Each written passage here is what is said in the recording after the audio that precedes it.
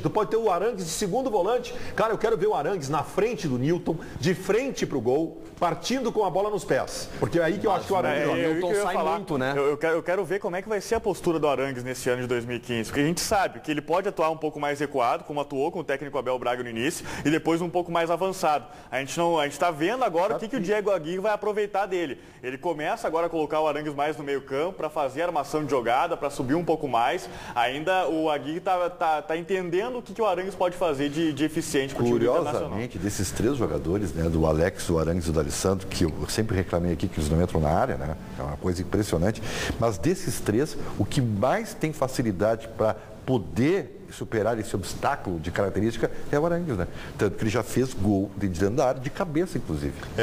Mas eu acho que o Alex tem essa capacidade também. Eu também. Eu não abriria mão do Alex de jeito nenhum no time do Inter. De jeito nenhum. O cara que melhor chuta de fora da área, é o cara que consegue fazer um trabalho com Arangues de vai e vem no meio campo, de marcação e chegada. Eu não tiraria. De jeito nenhum. Sabe, Baldassi, que pode estar acontecendo uma coisa, é uma leitura minha, assim, né? O Diego Aguirre está conhecendo o grupo, né? Perfeito. Ele esteve aqui ano passado, ficou um mês aqui acompanhando o técnico Abel Braga, sem nem imaginar que treinaria o Inter, mas ele está conhecendo o grupo aos poucos.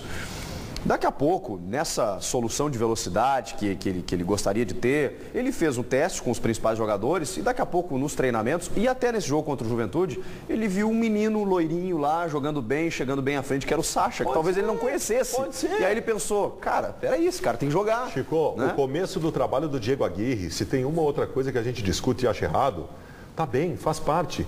Se fosse o Abel, o Jorge Henrique era titular do Inter nesse momento. Se fosse o Abel, o Jorge Henrique estaria como titular. Então tá ótimo com o Diego Aguirre. Tá ótimo. Ele tá fazendo experiências corretas que ele tem que fazer. Não tem problema nenhum. Roberta Gavardo. O Thiago Rodrigues vai ser um ótimo teste para demonstrar entrosamento e como vai ser o Inter de 2015. O Maurício Sangói, o jogo de hoje vai servir para fazer cantos no estádio e levar cartazes com a frase "Volta, Tyson". O Wanderson Bruno está ligado no programa. Hoje o Inter vai passear. Um abraço a todos. E o Francis da Silva espera um jogo com muitas alternativas de jogadas e, claro, sem lesões. Vamos falar então desse Shakhtar Donetsk, que tem todo um carinho dos brasileiros, né? Porque tem muitos jogadores lá, especialmente alguns que passaram aqui pelo Rio Grande do Sul. Ontem à tarde, no final da tarde, o Shakhtar realizou um treinamento aqui em Porto Alegre. E o João Batista Filho acompanhou esse treinamento, pode nos falar como que o Inter pode receber esse time ucraniano ou ucrano-brasileiro, né? Praticamente o time do Shakhtar, João. Do meio para frente o time é absolutamente todo brasileiro, tá? Ontem o treinamento foi bem tranquilo, os jogadores deram voltas ao redor do gramado, depois fizeram uma atividade em campo reduzido, muito ao estilo europeu e treinamento de finalizações. A torcida brasileira esteve presente, muitos torcedores foram assistir, principalmente pelos da casa. O Luiz Adriano, que não treinou, a gente está vendo imagens dele, o Luiz Adriano, o Fred e o Alex Teixeira, eles foram poupados porque estão com desgaste muscular e o Luiz ele foi lá, viu parentes, conversou com toda a família, enfim, um clima, depois a gente soube que ele fez massagem no vestiário, um clima muito tranquilo e é um pouco controverso, tá? Porque às vezes parece que o Shakhtar tá meio de férias no Brasil.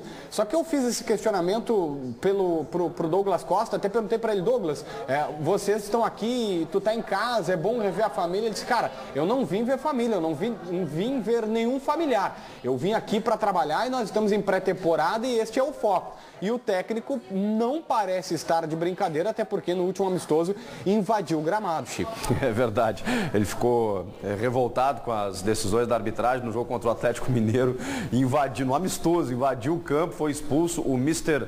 Mircea Lucescu, né? O romeno que já está aí há quase 10 temporadas treinando o Shakhtar. Mas ele não é tão calmo assim, ele parecia ser meio espivitado no treinamento ontem, tá? Pois é. O Tyson de volta, né? Aliás, Tyson ou Messi, hein? Só o tempo, né? O futuro dirá. A gente vê outros jogadores ali, o Fernando, né? Passou pelo Grêmio também, o Douglas Costa. Um pouquinho acima do peso, o Fernando. É mesmo? Eu também achei. Tá acima, sim, eu até brinquei com ele. E ele tá num período de intertemporada, né? Não está exatamente de férias. Olha o Márcio Azevedo, cara, o Márcio Azevedo joga no Shakhtar. Jogou no meu Juventude.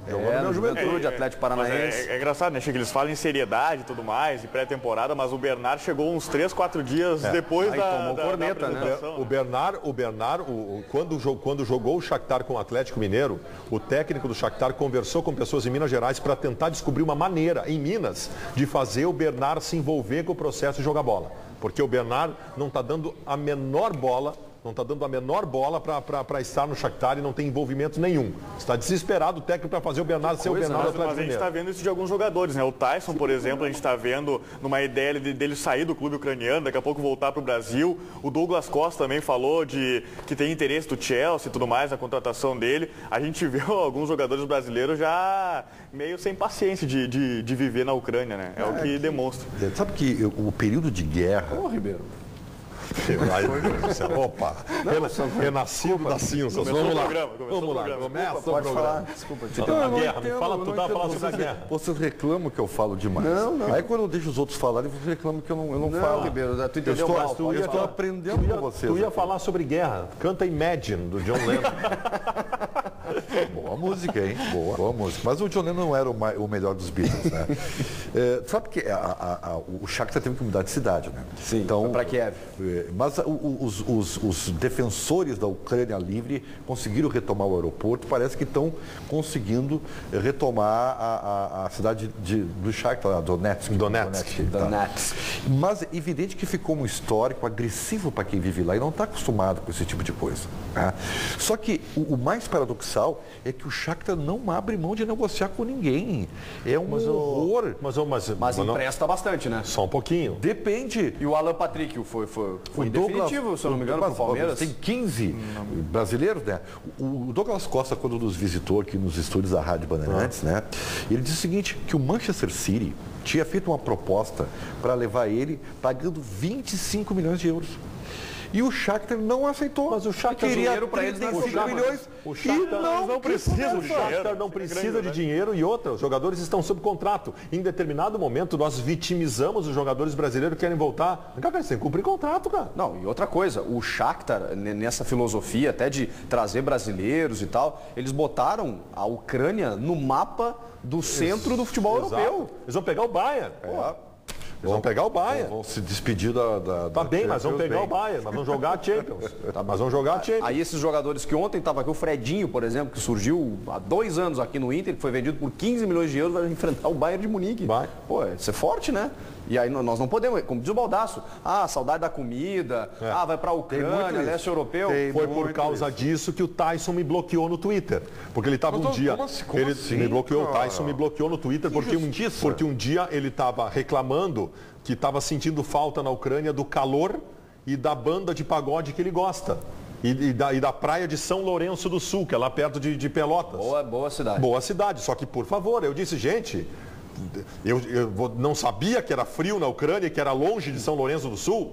Tô ganhando uma banana de dinheiro, tem que parar de reclamar, cara. Vamos cumprir contrato. Só para ter uma ideia que o Shakhtar está dando uma visibilidade muito grande no cenário europeu, como vocês falaram da Champions. Luiz Adriano é o artilheiro da competição, né?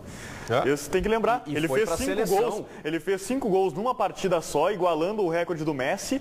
E com isso, como você falou, foi para a seleção brasileira. É referência. Então o Shakhtar está dando uma visibilidade que antes não tinha. Sabe que a primeira fase da Champions é um meio... Mas assim, antigamente... Né? Se dizia que o cara ia para a Ucrânia e largava a seleção brasileira. Não. O Dunga convocou o Luiz Adriano pelo que ele fez no Shakhtar. Não é mais. O Shakhtar está no cenário do futebol. Qual foi o grupo do Shakhtar na primeira fase da Champions, Matheus? Não me lembro de cabeça. Não, ele foi contra o Bate Borissev, lá da Suíça. Aí ele fez 5 gols. Aí não era da Suíça. Mas o Ribeiro, aí vai lá um outro clube de um pouco maior expressão que o Shakhtar, vai o empresário, olha, o cara fez 5 gols no jogo. Já consegue mercado pro jogador. É que assim, tem o que faz 5 gols contra o Bate Borissev e tem o que não faz, né? Pelo menos ele faz 5 gols. O Bate móvel, esse aí. O Bate Borissev provavelmente seja melhor que 80% dos clubes brasileiros. Não duvido. Forte essa aí. Vamos ouvir o Fredinho, então, falando sobre a possibilidade de voltar a jogar no Inter, de repente, e sobre o retorno ao estádio Beira-Rio. Para mim é muito especial, né? Tá voltando aqui ao Beira-Rio, lugar onde eu fui muito feliz, né? Que é minha casa, posso dizer assim. Então acho que eu estou muito feliz de estar voltando aqui, poder rever a torcida de novo. E felizmente é ruim estar jogando contra, né? Mas só de estar aqui já é muito bom. Já tinha visto o Beira-Rio, está conhecendo hoje? Por dentro sim, só passei ali por fora, às vezes passava ali, eu olhava ali com os meus amigos ali e falava que dava saudade um pouco, né? E dá para matar essa saudade ou não? Dá sim, acho que jogar aqui é muito bom. mesmo que não seja a camisa do Inter, mas só de estar aqui no Beira-Rio é muito bom. Então acho que dá sim para matar a saudade. E tá dando a vontade de vestir a camisa do Inter novamente, Fred? Acho que eu estou muito feliz no Shakhtar, né? Hoje eu tô muito bem. Acho que eu consegui uma vaga na seleção hoje com o Dunga. Trabalhei bastante no Shakhtar. Mas acho que eu estou muito bem. Acho que minha volta no Inter, eu tive cotado para voltar. No Inter ou Flamengo, acabou que não deu. Mas hoje eu posso me dizer que eu tô muito feliz no Shakhtar. Tem que estar mesmo, né? Tá ganhando dinheiro, tá num clube, não digo grande da Europa, mas está num clube que, como a gente falou aqui, está crescendo. Jogador de foi seleção. Convocado para a seleção brasileira. Mas o Shakhtar não tem visibilidade. Não tem visibilidade. Não tem. Pois é. Convocado para a seleção brasileira, é um bom jogador, é aquele tipo de jogador de múltiplas funções em meio campo, que é sempre um jogador interessante, de muita movimentação, e foi vendido por 15 milhões de dólares. Foi a coisa mais incrível de tudo isso, né? Hoje não seria porque é um jogador de seleção brasileira, né? Não é. É que assim, ele ainda foi naquela época que ele jorrava dinheiro, né? Sim. Hoje, tu vai vender um jogador com o status dele por 5 milhões de euros. Sem dúvida. Não há dúvida O nenhuma. Paulo Pires também informando aqui, o grupo do Shakhtar tinha o Porto, de Portugal, o Bate Borisov, da Bielorrússia, Fala sobre o Porto de Portugal. e o Atlético de Bilbao. Atlético de Bilbao e Porto de Portugal. Times mais eu estou dizendo, tem que construir um ralo aqui na nossa frente, um ralo. Porque as teses do Ribeiro, elas nascem no começo do programa e elas descem pelo ralo 10 minutos depois. Quase sempre. Quantos gols ele fez contra o Porto, Paulinho? Ele é o artilheiro da Liga, mesmo que tenha feito 5 contra o Bate Quantos gols tem o Borisov. artilheiro da Liga? Não sei, Ribeiro, Tá bom.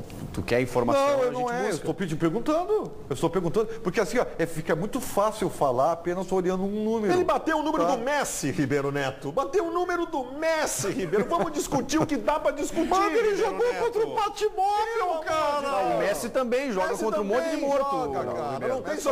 Não tem só time forte, Ribeiro Neto. Ele tem 9 gols, o Messi tem 8. Vamos lá, falando sobre outros brasileiros. O ralo, velho.